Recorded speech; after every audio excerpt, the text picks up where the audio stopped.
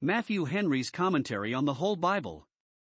An exposition, with practical observations, of the book of the prophet Jeremiah. Chapter 38. In this chapter, just as in the former, we have Jeremiah greatly debased under the frowns of the princes, and yet greatly honored by the favor of the king. They used him as a criminal, he used him as a privy counselor. Here, 1. Jeremiah for his faithfulness is put into the dungeon by the princes, verses 1 to 6. 2. At the intercession of Ebed-melech the Ethiopian, by special order from the king, he is taken up out of the dungeon and confined only to the court of the prison, verses 7 to 13. 3. He has a private conference with the king upon the present conjuncture of affairs, verses 14 to 23. 4. Care is taken to keep that conference private, verses 24 to 28. Jeremiah 38 verses 1 to 13. Here, 1. Jeremiah persists in his plain preaching, what he had many a time said, he still says, verse 3. This city shall be given into the hand of the king of Babylon, though it hold out long, it will taken at last. Nor would he have so often repeated this unwelcome message, but that he could put them in a certain way, though not to save the city, yet to save themselves, so that every man might have his own life given him for a prey if he would be advised. Verse 2. Let him not stay in the city, in hopes to defend that, for it will be to no purpose, but let him go forth to the Chaldeans, and throw himself upon their mercy, before things come to extremity, and then he shall live. They will not put him to the sword, but give him quarter. Satis est prostras leoni. It suffices the lion to lay his antagonist prostrate, and he shall escape the famine and pestilence, which will be the death of multitudes within the city. Note, those do better for themselves who patiently submit to the rebukes of providence than those who contend with them. And, if we cannot have our liberty, we must reckon it a mercy to have our lives, and not foolishly throw them away upon a point of honor, they might be reserved for better times. 2. The princes persist in their malice against Jeremiah. He was faithful to his country and to his trust as a prophet, though he had suffered many a time for his faithfulness, and though at this time he ate the king's bread, yet that did not stop his mouth. But his persecutors were still bitter against him, and complained that he abused the liberty he had of walking in the court of the prison, for, though he could not go to the temple to preach, yet he vented the same things in private conversation to those that came to visit him, and therefore, verse 4, they represented him to the king as a dangerous man, disaffected to his country, and to the government he lived under. He seeks not the welfare of this people, but the hurt and unjust insinuation. For no man had laid out himself more for the good of Jerusalem than he had done. They represent his preaching as having a bad tendency. The design of it was plainly to bring men to repent and turn to God, which would have been as much as anything as strengthening to the hands both the soldiery and of the burghers, and yet they represented it as weakening their hands and discouraging them, and, if it did this, it was their own fault. Note, it is common for wicked people to look upon God's faithful ministers as their enemies, only because they show them what enemies they are to themselves while they continue impenitent. 3. Jeremiah hereupon, by the king's permission, is put into a dungeon, with a view to his destruction there. Zedekiah, though he felt a conviction that Jeremiah was a prophet, sent of God, had not courage to own it, but yielded to the violence of his persecutors. Verse 5. He is in your hand, and a worse sentence he could not have passed upon him. We found in Jehoiakim's reign that the princes were better affected to the prophet than the king was, chapter 36 verse 25. But now they were more violent against him, a sign that they were ripening apace for ruin. Had it been in a cause that concerned his own honor or profit, he would have let them know that the king is he who can do what he pleases, whether they will or no, but in the cause of God and his prophet, which he was very cool in, he basely sneaks, and truckles to them. The king is not he that can do anything against you. Note, those will have a great deal to answer for who, though they have a secret kindness for good people, dare not own it in a time of need, nor will do what they might do to prevent mischief designed them. The princes, having this general warrant from the king, immediately put poor Jeremiah into the dungeon of Malchiah, that was in the court of the prison, verse 6, a deep dungeon, for they let him down into it with cords, and a dirty one, for there was no water in it, but mire, and he sunk in the mire, up to the neck, says Josephus. Those that put him here doubtless designed that he should die here, die for hunger, die for cold, and so die miserably, die obscurely, fearing, if they should put him to death openly, the people might be affected with what he would say and be incensed against them. Many of God's faithful witnesses have thus been privately made away, and starved to death, in prisons, whose blood will be brought to account in the day of discovery. We are not here told what Jeremiah did in this distress, but he tells us himself, Lamentations 3 verses 55 and 57, I called upon thy name, O Lord, out of the low dungeon, and thou drewest near, saying, Fear not. 4. Application is made to the king by an honest courtier, Ebed-melech, one of the gentlemen of the bedchamber, in behalf of the poor sufferer. Though the princes carried on the matter as privately as they could, yet it came to the ear of this good man, who probably sought opportunities to do good. It may be he came to the knowledge of it by hearing Jeremiah's moans out of the dungeon, for it was in the king's house. Verse 7. Ebed-melech was an Ethiopian, a stranger to the commonwealth of Israel, and yet had in him more humanity, and more divinity too, than native Israelites had. Christ found more faith among Gentiles than among Jews. Ebed-melech lived in a wicked court, and in a very corrupt degenerate age, and yet had a great sense both of equity and piety. God has his remnant in all places, among all sorts. There were saints even in Caesar's household. The king was now sitting in the gate of Benjamin, to try causes and receive appeals and petitions, or perhaps holding a council of war there. Thither Ebed-melech went immediately to him, for the case would not admit delay. The prophet might have perished if he had trifled or put it off till he had an opportunity of speaking to the king in private. Not time must be lost when life is in danger, especially so valuable a life. He boldly asserts that Jeremiah had a great deal of wrong done him, and is not afraid to tell the king so, though they were princes that did it, though they were now present in court, and though they had the king's warrant for what they did. Whither should oppressed innocency flee for protection, but to the throne, especially when great men are its oppressors? Ebed-melech appears truly brave in this matter. He does not mince the matter, though he had a place at court, which he would be in danger of losing for his plain dealing, yet he tells the king faithfully, let him take it as he will, these men have done ill in all that they have done to Jeremiah. They had dealt unjustly with him, for he had not deserved any punishment at all, and they had dealt barbarously with him, so as they used not to deal with the vilest malefactors. And they needed not to have put him to this miserable death, for, if they had let him alone where he was likely to die for hunger in the place where he was, in the court of the prison to which he was confined, for there was not more bread in the city. The stores out of which he was to have his allowance, chapter 37 verse 21, were in a manner spent. See how God can raise up friends for his people in distress where they little thought of them, and animate men for his service even beyond expectation. 5. Orders are immediately given for his release, and Ebed-melech takes care to see them executed. The king, who but now durst do nothing against the princes, had his heart wonderfully changed on a sudden, and will now have Jeremiah released in defiance of the princes, for therefore he orders no less than 30 men, and those of the lifeguard, to be employed in fetching him out of the dungeon, lest the princes should raise a party to oppose it. Verse 10. Let this encourage us to appear boldly for God. We may succeed better than we could have thought, for the hearts of kings are in the hand of God.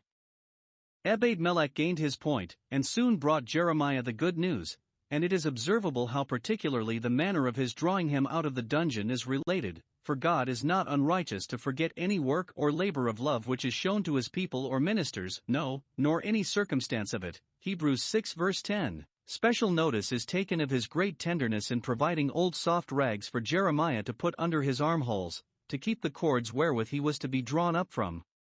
Hurting him, his armholes being probably galled by the cords wherewith he was let down. Nor did he throw the rags down to him, lest they should be lost in the mire, but carefully let them down. Verses 11 and 12.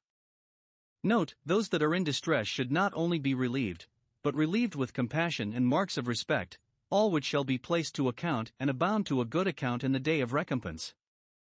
See what a good use even old rotten rags may be put to, which therefore should not be made waste of, any more than broken meat, even in the king's house, and under the treasury too. These were carefully preserved for the use of the poor or sick. Jeremiah is brought up out of the dungeon, and is now where he was, in the court of the prison. Verse 13. Perhaps Ebed-melech could have made interest with the king to get him his discharge thence also, now that he had the king's ear, but he though him safer and better provided for there than he would be anywhere else. God can, when he pleases, make a prison to become a refuge and hiding place to his people in distress and danger. Jeremiah 38 verses 14 to 28. In the foregoing chapter we had the king in close conference with Jeremiah, and here again though, verse 5, he had given him up into the hands of his enemies. Such a struggle there was in the breast of this unhappy prince between his convictions and his corruptions. Observe. 1. The honor that Zedekiah did to the prophet. When he was newly fetched out of the dungeon, he sent for him to advise with him privately. He met him in the third entry, or, as the margin reads it, the principal entry, that is in, or leads towards, or adjoins to, the house of the Lord, verse 14. In appointing this place of interview with the prophet, perhaps he intended to show a respect and reverence for the house of God, which was proper enough now that he was desiring to hear the word of God. Zedekiah would ask Jeremiah a thing, it should rather be rendered, a word. I am here asking thee for a word of prediction, of counsel, of comfort, a word from the Lord, chapter 37 verse 17. Whatever word thou hast for me, hide it not from me, let me know the worst. He had been told plainly what things would come to in the foregoing chapter, but like Balaam, he asks again, in hopes to get a more pleasing answer, as if God, who is in one mind, were altogether such a one as himself, who was in many minds. 2. The bargain that Jeremiah made with him before he would give him his advice, verse 15. He would stipulate 1. For his own safety. Zedekiah would have him deal faithfully with him. And if I do, says Jeremiah, wilt thou not put me to death? I am afraid thou wilt, so some take it. What else can I expect when thou art led blindfold by the princes? Not that Jeremiah was backward to seal the doctrine he preached with his blood, when he was called to do so, but, in doing our duty, we ought to use all lawful means for our own preservation. Even the apostles of Christ did so. 2. He would answer for the success of his advice, being no less concerned for Zedekiah's welfare than for his own. He is willing to give him wholesome advice, and does not upbraid him with his unkindness in suffering him to be put into the dungeon, nor bid him go and consult with his princes, whose judgments he had such a value for. Ministers must with meekness instruct even those that oppose themselves, and render good for evil. He is desirous that he should hear counsel and receive instruction. Wilt thou not hearken unto me? Surely thou wilt. I am in hopes to find thee pliable at last, and now in this thy day willing to know the things that belong to thy peace. Note then, and then only, there is hope of sinners, when they are willing to hearken to good counsel. Some read it as spoken despairingly, if I give thee counsel, thou wilt not hearken unto me, I have reason to fear thou wilt not, and then I might as well keep my counsel to myself. Note, ministers have little heart to speak to those who have long and often turned a deaf ear to them.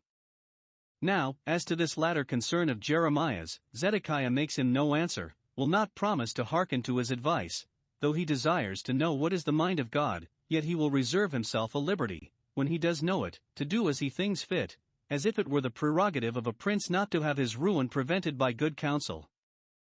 But, as to the prophet's safety, he promises him, upon the word of a king, and confirms his promise with an oath, that, whatever he should say to him, no advantage should be taken against him for it.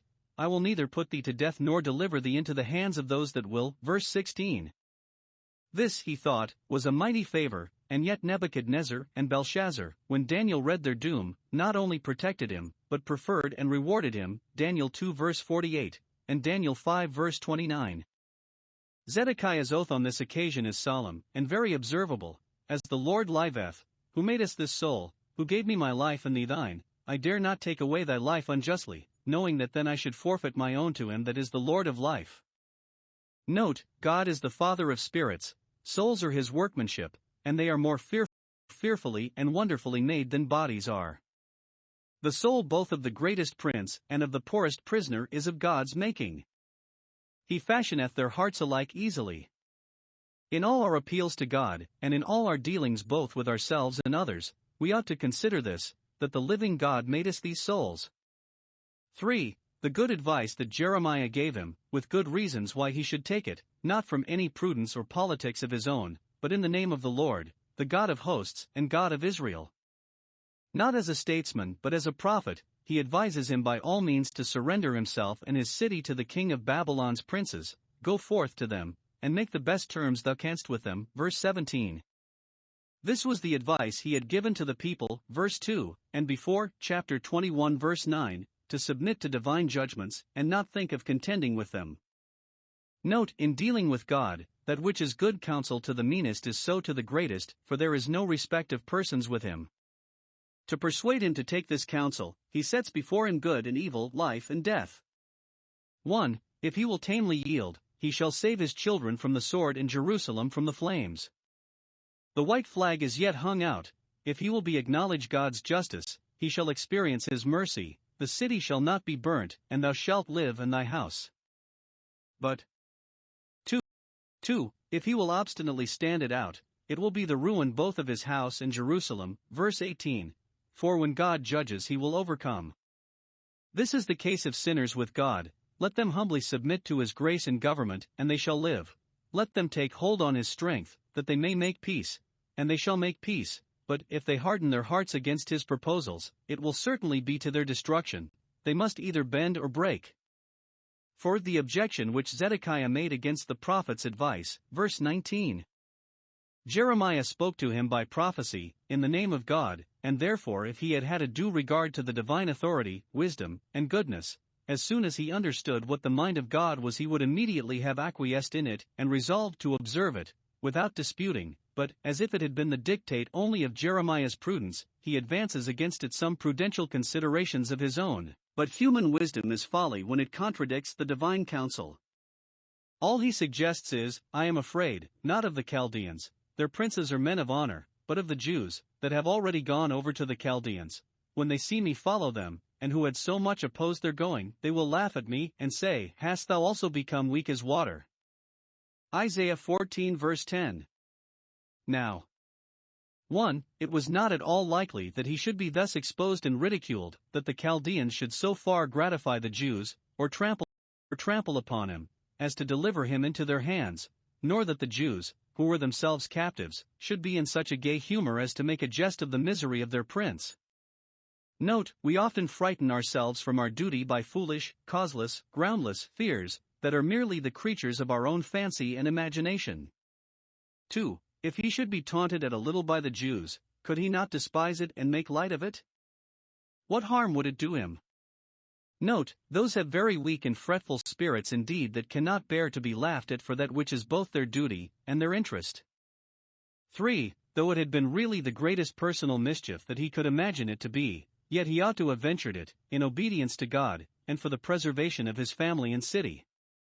He thought it would be looked upon as a piece of cowardice to surrender, whereas it would be really an instance of true courage cheerfully to bear a less evil, the mocking of the Jews, for the avoiding of a greater, the ruin of his family and kingdom. 5. The pressing importunity with which Jeremiah followed the advice he had given the king.